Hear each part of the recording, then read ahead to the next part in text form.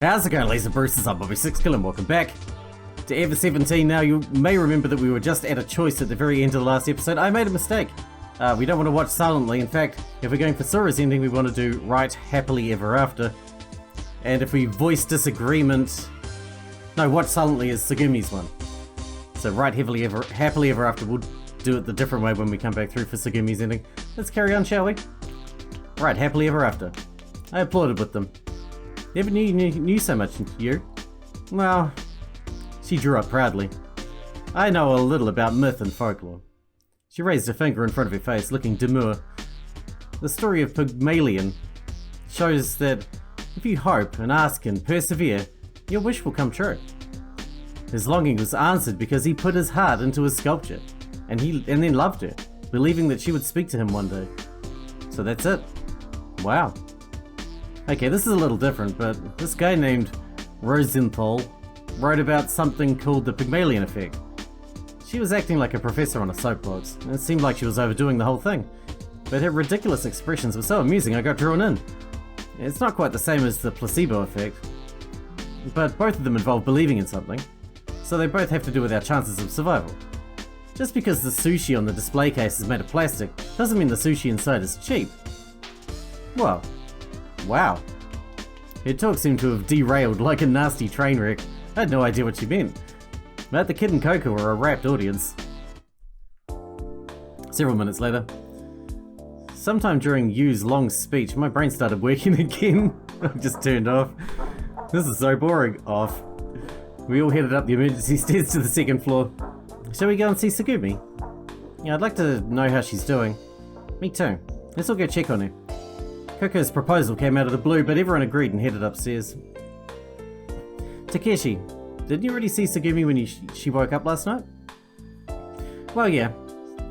Being asked forced me to remember the night before. Tsugumi saying I want to die. But then she'd eaten 3 sandwiches.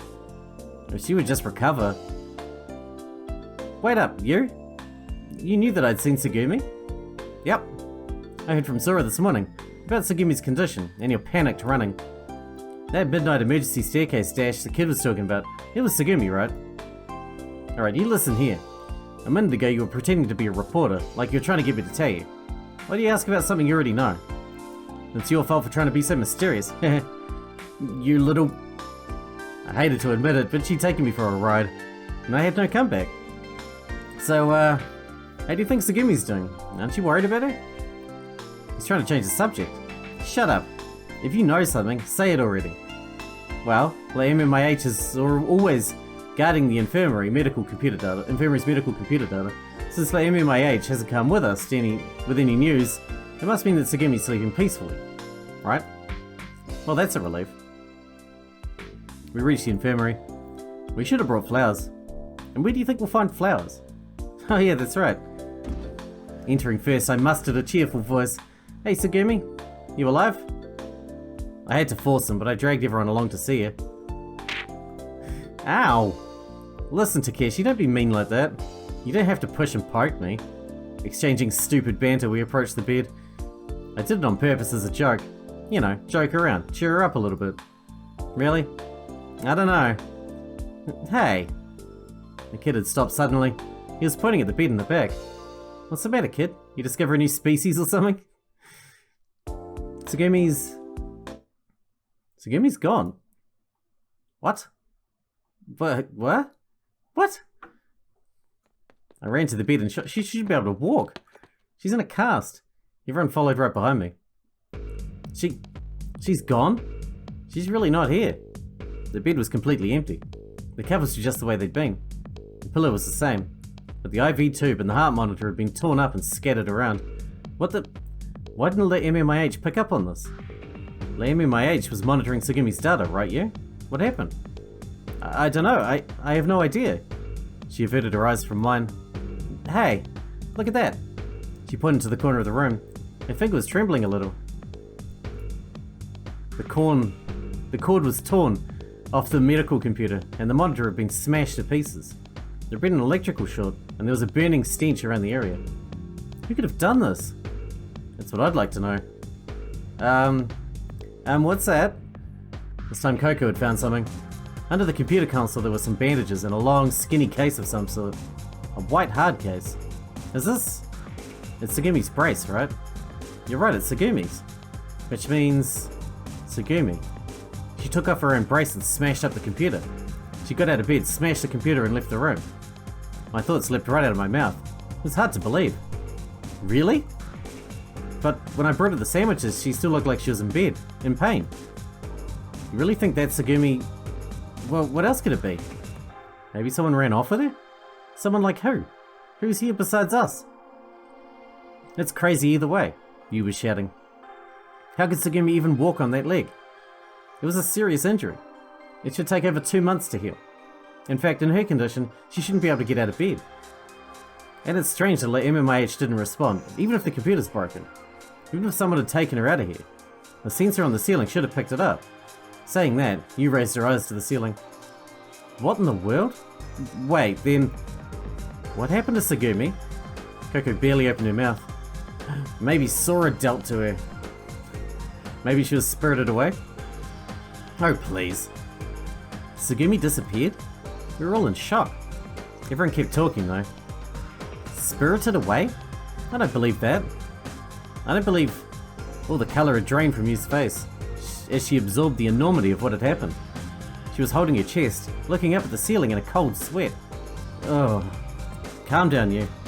Don't freak out on me. Take deep breaths. She breathed in and out slowly. A little colour came back to her face. But the question was, what to do about the situation? What to do? Hey, I know. Well, ask Sora. Where is Sora? She ought to know what happened, right? You looked at me with a glimmer of hope. Yeah, you're right. Let's call her. We rushed over to the MMIH terminal in the corner of the room. Standing in front of the console, you began operating the panel. If MMIH hasn't realized it yet, that may mean that Sora doesn't know yet either. And call her anyway. It's faster to ask her than go on a blind search. You're right. Before long there was a change in the terminal. Sora's image floated up on the monitor.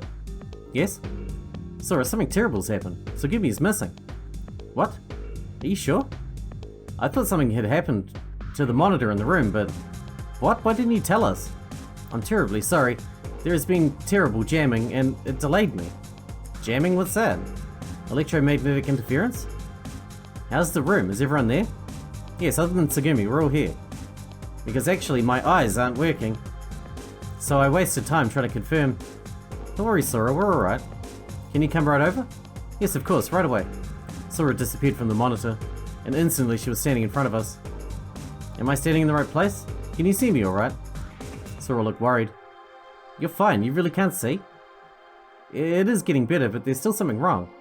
I can tell approximately where you are standing, but not which way you're facing. She was talking to a spot just next to me. Sora, Tsugumi's not in the infirmary. Can you search the other rooms? Let me try. I'll do a bioscan on the entire building. She put her hands on the MMIH terminal and started accessing it right away. Hey, who are you guys talking to? The kid asked us fearfully from over by the bed. We left the infirmary. Sora was bewildered by the sudden sensor trouble. It was taking her a few minutes longer than usual to finish the bioscan. Sora wasn't able to see us, and sometimes we couldn't see her, so... Does that mean the ceiling sensors from the bed over to the elevator are all temporarily broken? Yeah, that's what's affecting Sora. So she left through the emergency corridor. Yeah, but the Tsugumi was kind enough to leave candles burning for us. When we found the emergency flares in the elevator, I was completely shocked. She wanted to keep us away that badly? Sorry to keep you waiting. I have the results of the bioscan. After a delay, Sora appeared in the door of the infirmary. And where is Tsugumi hobbled off to? She couldn't have gone far in any case. We would find her, and when we did, we'd figure everything out. An eye has gone down to Drite's stock. Tsugumi is slowly moving past the isolated sector. Eye? Oh, Eye, the neutral buoyancy elevator. If we call it, Eye will come to us, right? Yes. Okay, I'll run over there. What? Hold on, Takeshi. You can only enter and exit that sector using Eye. So if you just wait a little... And we can't let her be out there. What if her injury gets worse? Why couldn't she just stay in bed? Hey, Takeshi. Takeshi? I left him there and ran away. The buoyancy elevator was right nearby. I pushed the down button and called the elevator. The lamp lit up, letting me know that it was working normally. I sprang in when the double doors opened. The door shut quickly and it started going down. If she doesn't use the eye, she can't get up here. Until I get there, she definitely can't leave the sector. Alright, watch out, Tsugumi, because here I come. I cracked my knuckles. She was always acting tough, but I bet she was bawling by now. I figured her leg would be killing her. She'd gone so far that she probably couldn't get back even if she wanted to. Maybe she was regretting it? What I really wanted to do was get in a couple of good wisecracks to pay her back for all the hard time she'd given me. But I also felt a little sorry for her. The doors opened. The stale air of the isolated sector on the 3rd floor flowed into my lungs. Next to the elevator I'd ridden in, another elevator was stopped. An elevator with a hole blasted in it. You couldn't even smell the stench of acetone anymore. I walked toward the end of the hallway, marshalling my wits. What's this? I realized that there was a room on the left side of the corridor that I hadn't seen during the power outage. Thinking to explore a little, I set my foot inside. A huge whale was stretched out. It said Cosmic Whale on the entrance. Apparently that was the name of this attraction. I couldn't tell from a quick glance exactly what the attraction was. A whale floating in empty space? The whole scene was surreal. It's the Hitchhiker's Guide to the Galaxy, exhibit. Was there an explanation written somewhere? Wait, I didn't have time to waste like this. After making sure that Tsugumi wasn't there, I left through a different door.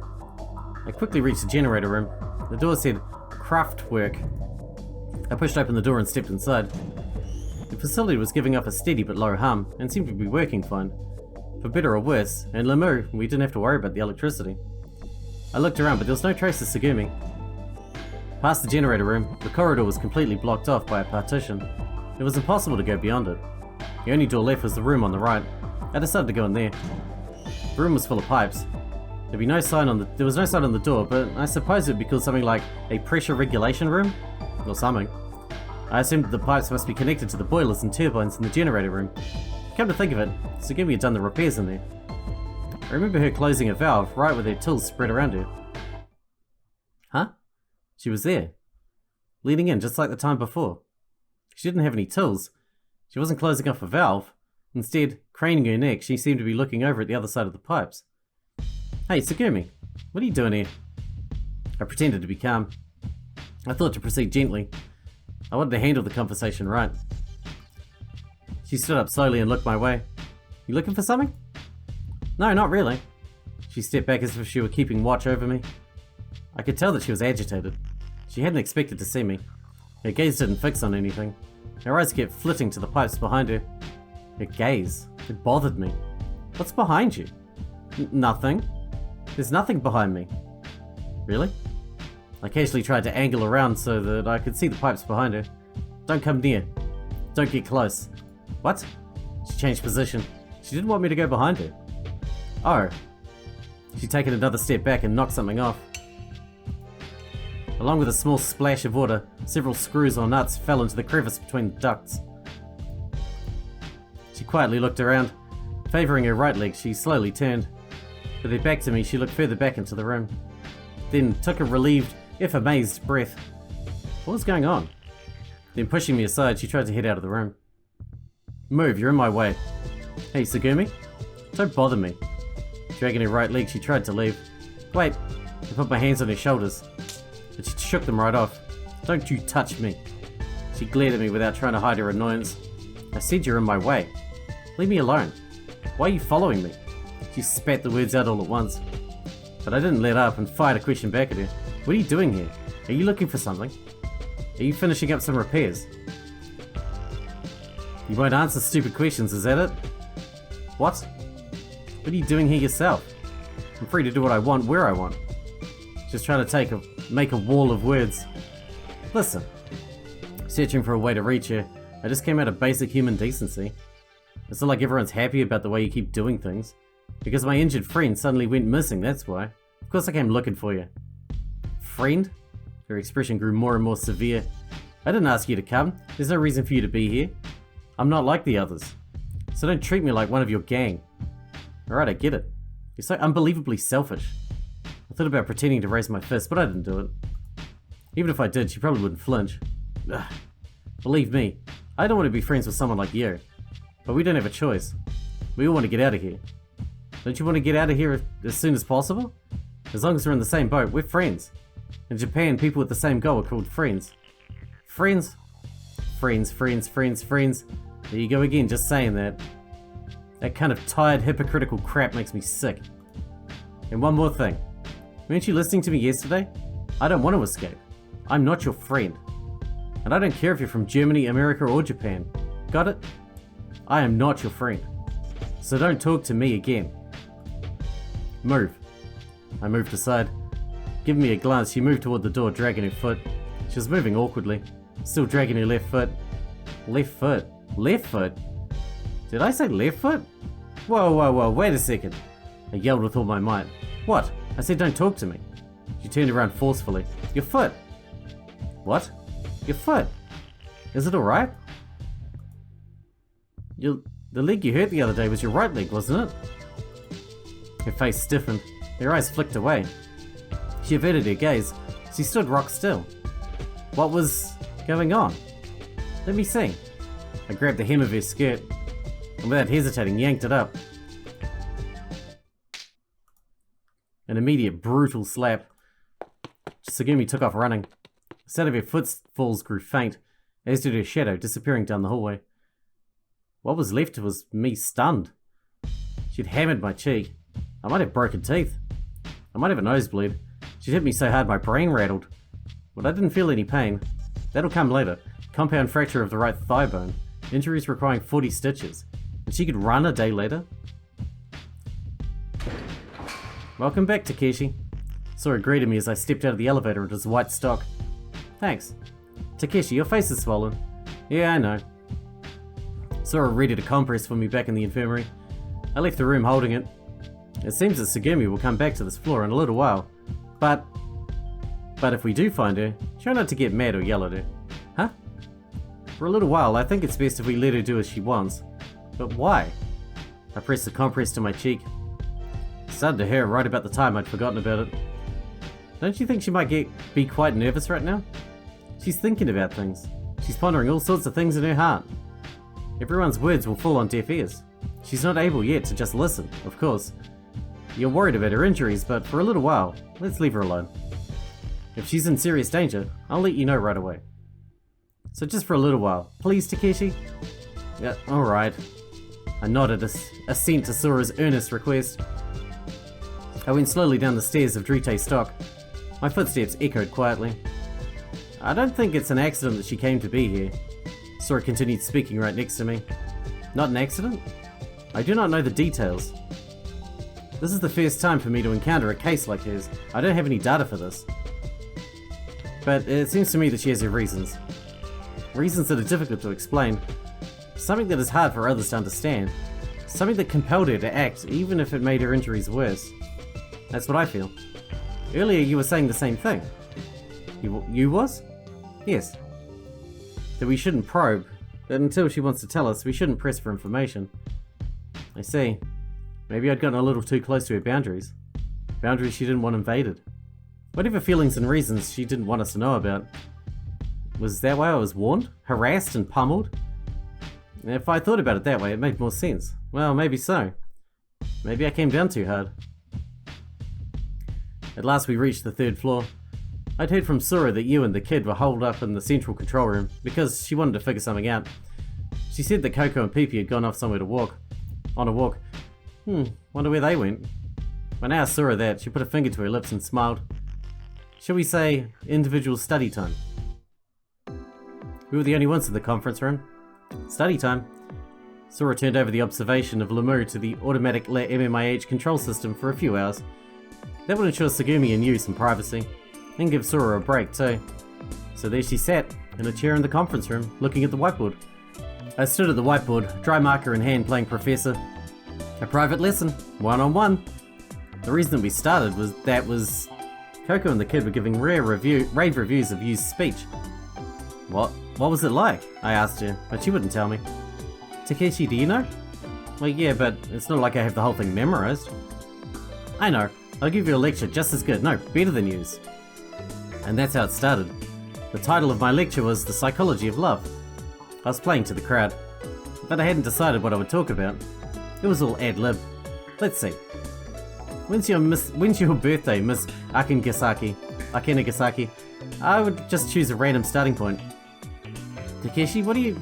No. I waggled my finger in front of my face, then I pointed at Sora and said, Miss Akinagasaki.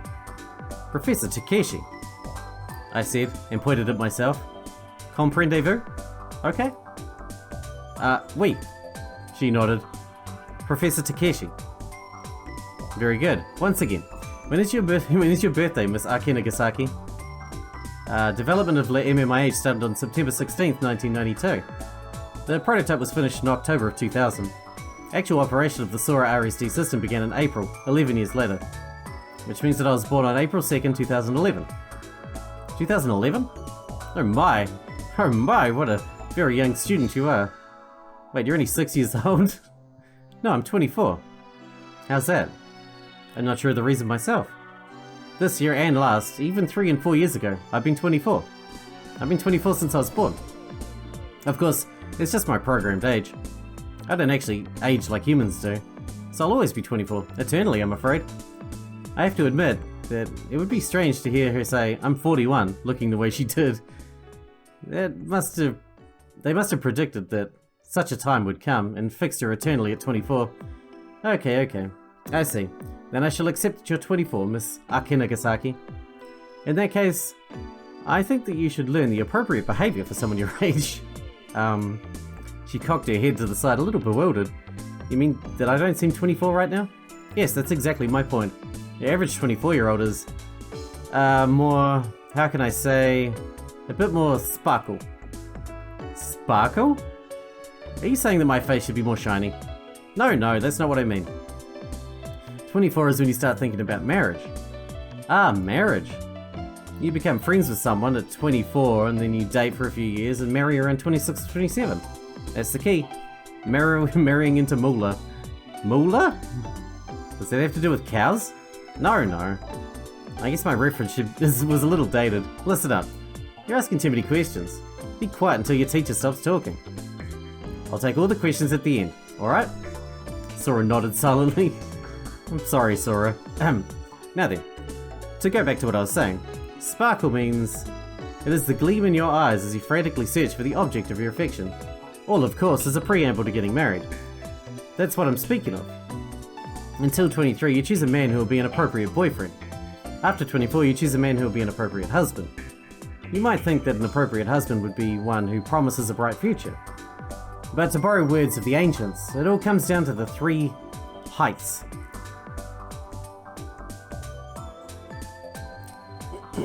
High education, high salary, high in stature. That would be the ideal individual. You think there are really guys like that out there? If you're feeling greedy, you might also look for someone who's kind and handsome and cares more about his family than his job. In other words...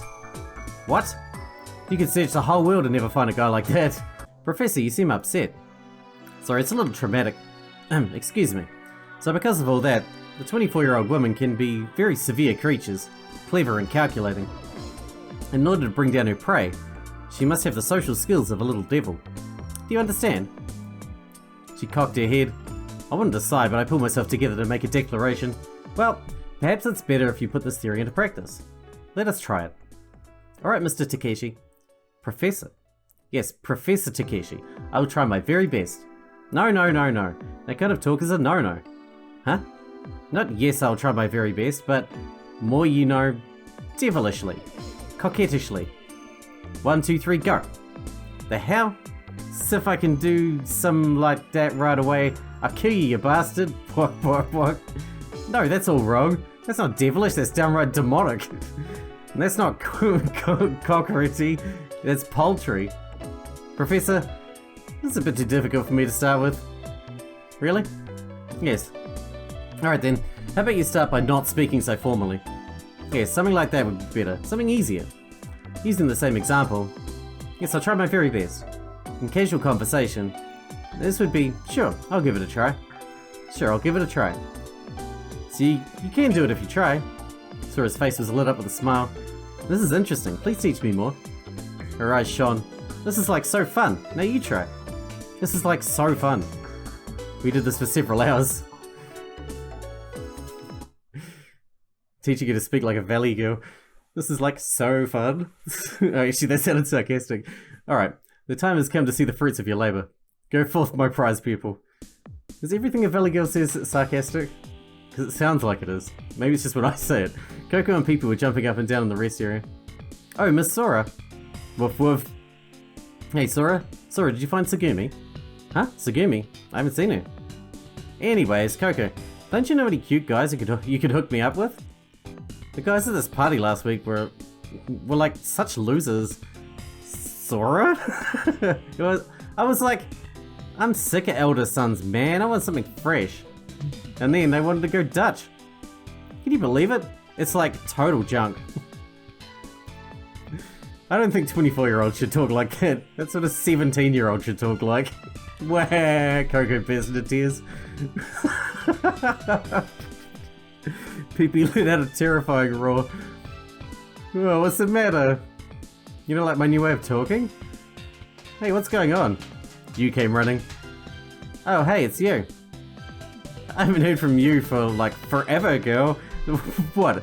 Are you like busy like a bee or something? What? What's happened to you, Sora? What are you looking all scared for? Really, how not cool. Hurry up and put an end to your work then. You just want to go club it or something? Don't you just want to stay out all night? Takeshi, did you do this? Fuck, how'd she know? Due to the general outcry, Sora went back to talking to her like her original self. Thank fuck. Takeshi, you moron. Several hours passed since Sora's outburst. You, Coco, and the kid had finished their meal and moved to the rest area, where they were relaxing and letting their food digest. Okay then. I had almost finished tidying up the kiosk. Hehe. I pulled out the object I'd secretly hidden behind the warmer. Actually, there'd been one such as sausage left at the back of the refrigerator. There were no hot dog buns, so I stuffed the sausage into a bread roll. I slapped on ketchup and mustard and took a big bite. This is good. My mouth filled with the juicy flavour as I bit down. Meat. Fried chicken sandwiches were good, but not every meal, every single day. I hid in the back of the kiosk and devoured the sausage. Oh, Takeshi, there you are. Surprised by Sora's voice, I choked on a piece of sausage. Sora appeared in front of me. Takeshi, you alright? Blinking and struggling, I finally managed to swallow the chunk of meat. I swallowed the rest of the sausage in one bite to remove the evidence. I struggled to control my breathing. Well, she's not going to be jealous, she can't eat anyway. Sora? What is it? Not a word about what you just saw, okay? Yes, alright, I understand. But what were you doing? Were you eating something? Oh, well, if you don't know, it doesn't matter. As usual, Sora feigned into ignorance. It looked like she didn't remember my love psychology lecture. It was just as well. By the way, I just had a talk with Tsugumi. Oh, really? Surprised I blinked. You were able to talk with Tsugumi? Yes, she returned to the infirmary, so I went to see her. Tsugumi was actually the one to speak first. Oh. Yeah, she said she was sorry for going too far and smashing the medical equipment. Apologized? Tsugumi? Yes. I was surprised. No, I was really surprised. And then she asked me a really strange question. A strange question? What'd she ask? Well, she said, what do you know about my past? I didn't know what to say. And? I told her I didn't know anything. Because I didn't know anything. Oh. It was a strange question. Where's Tsugumi now? I said this trying to restrain my sense of urgency. She nodded at my answer and went to bed. Bed? She went back to the infirmary and went to bed. Well, yeah. Are you sure? That's where she is now? Yeah, probably. Probably, huh? Can you check to make sure Tsugumi isn't wandering around instead of taking it easy? I nodded, but Sora looked troubled. What's wrong? All it takes is a quick scan. Yes, well, Takeshi, I don't like to scan with the sensors unless it's an emergency. What? There are times when even you want to be alone, right, Takeshi? And times when you want to talk about something secret or be alone with somebody. I want to protect people's privacy. If I scan, then I know everything. Sora's smile was slightly uncomfortable. Sora went to check on MMIH, and I went to the second floor infirmary. I hope she's resting properly. Hey, Tsugumi, can I come in? Why does he keep trying? This is such a bad idea. I spoke into the intercom and opened the door. The infirmary was quiet again. All the smashed equipment had been tidied up. Sure enough, Tsugumi was there. Oh, you really are in bed. I don't believe it. Perhaps sensing my presence, Tsugumi opened her eyes. What? Could you keep it down? Her voice was normal. Am I not supposed to be here or something? No, not at all. I was just surprised, that's all. Surprised? Yeah, surprised. You came back. Yeah, well, I had to come back from that sector. There was nowhere to go. That's not what never mind. Anyway, I'm glad you're back. Glad? Yeah, glad. Relieved. Oh, really? Tsugumi looked at me intently. As she spoke, she lay back down and slowly closed her eyes.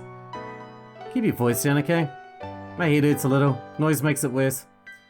Oh yeah, I'm sorry. Hey, you hungry? You want me to make you a sandwich?